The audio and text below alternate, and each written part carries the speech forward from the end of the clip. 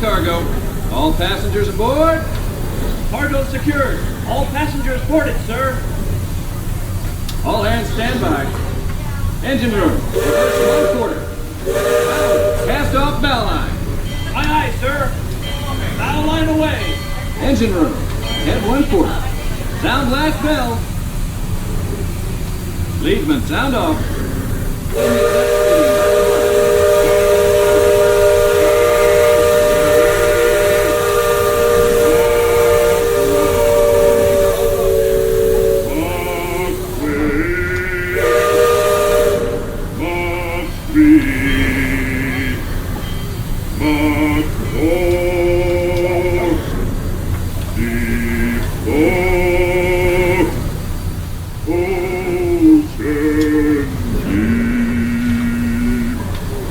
Mark 4. Engine room ahead 3/4. Stand by. Steady as she goes. Captain?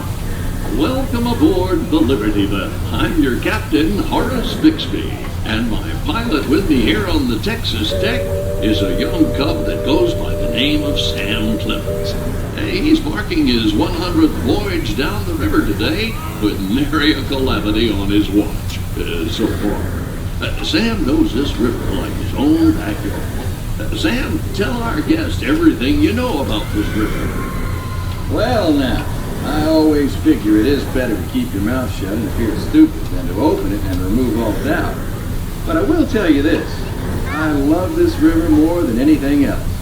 I've loved this river even from the time I was a toddler back in Missouri. Before we get too much further out of port, I think I should mention that you best not be sitting on those handrails. They're the only thing between you and the river don't always take kindly to uninvited guests. We've also had reports of river pirates operating in the vicinity, so I wouldn't lean out the line of the rails for that reason either.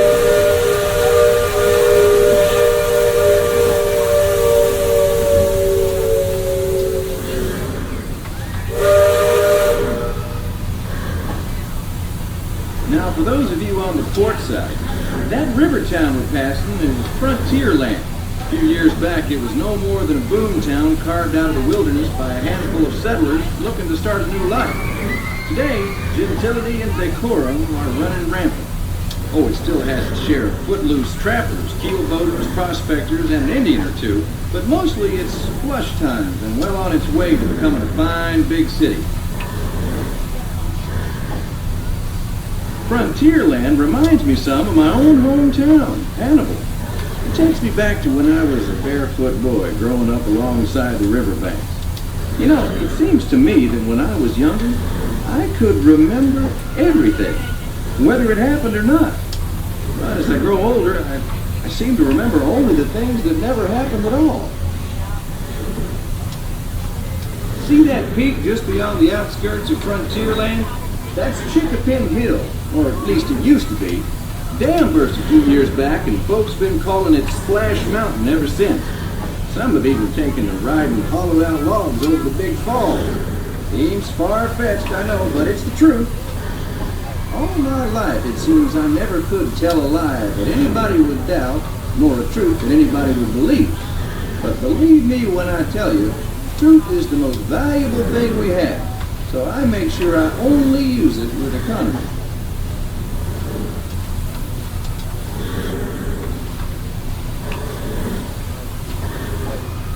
That island over across the way on the starboard side was my stomping grounds when I was young. Exceedingly young. Marvelously young. Young by hundreds of years. Younger than I will ever be again. It's called Tom Sawyer's Island and is named for a friend from my boyhood. Even today, the only way you can get there is by raft. Old man Harper's grain mill is there, back in the woods just off Tom's Landing. And that's Muff Potter's pond and his windmill. We almost hanged Muff once. And there's Huck's Landing. I always did like Huck. He could swear just wonderful. He and Tom and I spent most of our wild and reckless youth exploring that island. Lots of caves, lots of adventure, if you know where to look. And we all knew where to look. That's Superstition Bridge. It connects the big island to the little one. And if you follow the wilderness trail there, it'll lead you right up to the gates of Fort Langhorne. It's the last trading outpost before we head into Indian country.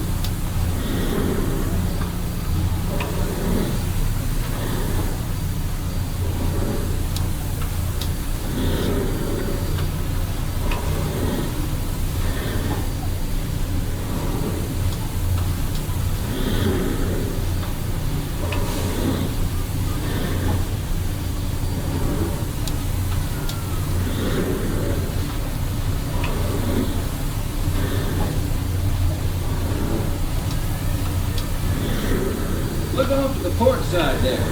Every now and then, the water under that crest of rock comes to a natural boil and spurts out all over the place like a tea kettle left on fire too long. The Indians around here used to tell me these geysers were actually unfriendly spirits, upset by uninvited trespassers traipsing all over their sacred hunting ground. Be that as it may, that's Big Thunder Mountain poking up in the sky over there. The Indians named it that because of the sound the falls used to make when the big rains came. Then the miners and prospectors and get-rich-quick speculators showed up, and the name stuck because of the sound of blasting powder going off every few minutes. There's not so much blasting these days. Ghost stories about a runaway mine train loaded down with simple-hearted, fear-filled folks like you.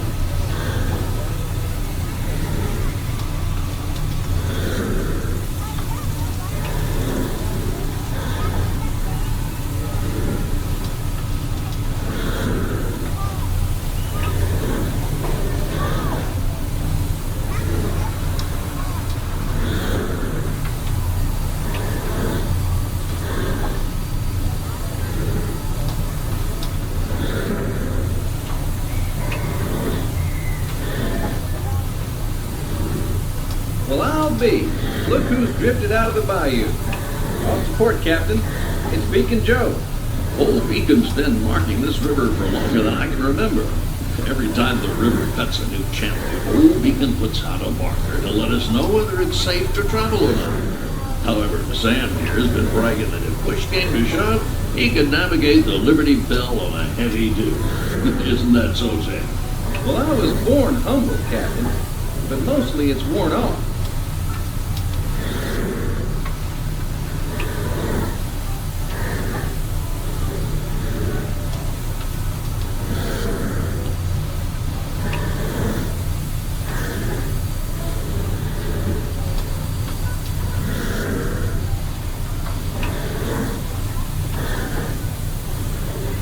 Captain, Indian village to port. Now that's something you don't see much of this way. That's an Algonquin Indian village. Looks to be from the Powhatan tribe. Usually they stay further east. I've seen Seminole and Miami this far west, and of course Shoshone, Blackfeet, and Crow, but I've never seen Algonquins out here. Lots of game out this way. I've seen moose and deer and plenty of other critters along the shoreline. Could be why the Powhatans are out this far. Just following the food trail.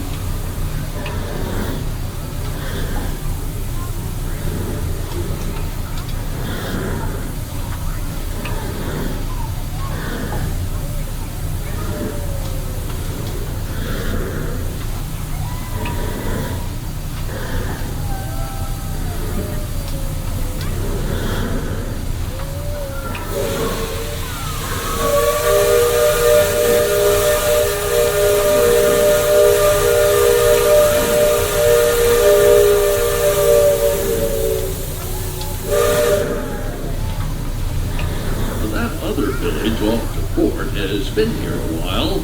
Most of the Indians along the river don't quite know what to make of our steamboat. They call it Pinalore, which means fire canoe, because of the smoke and sparks pouring out of our topstack. The first time we passed this way, they thought it was the return of one of their heavenly messengers. They said our riverboat was a comet of the sun.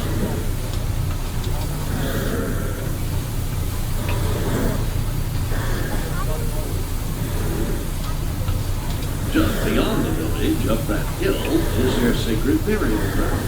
Now, those who fall in battle are placed atop the traditional bed of death. After nightfall, they'll return to warn the great warriors who brought honor to the tribe.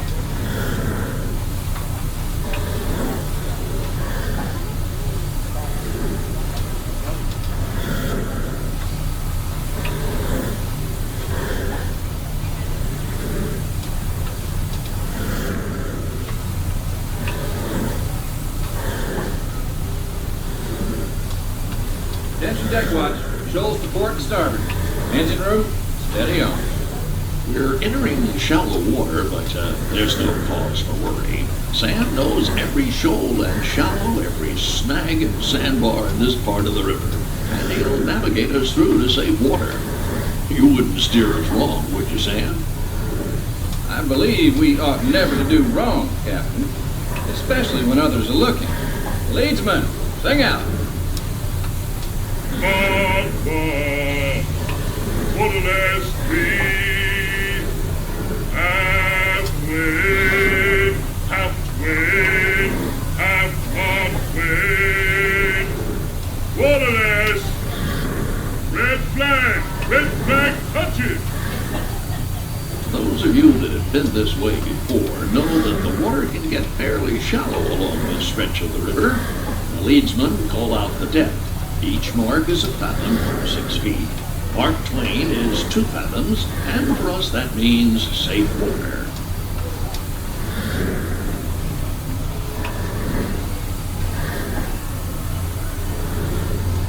Captain, we're passing Cutthroat Corner.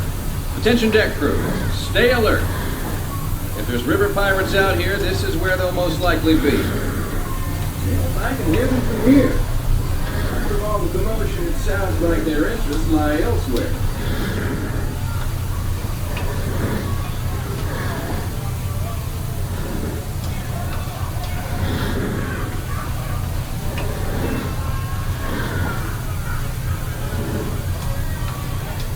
You folks on deck look past the trees on the island.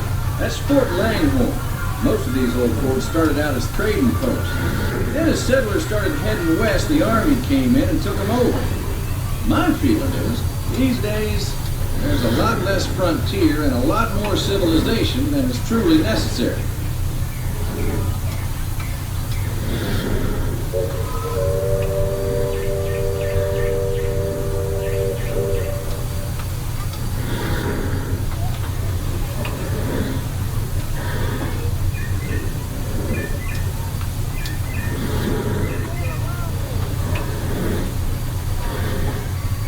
Leadsman, give me a depth reading. Sing out. By the mark, halfway, halfway,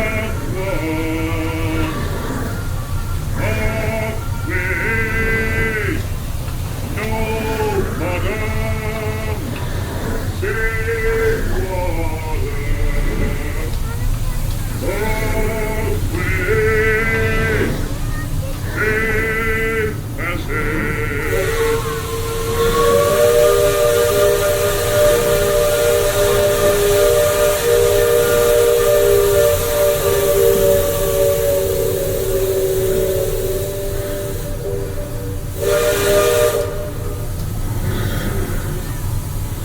see that brick mansion back over yonder there in the woods?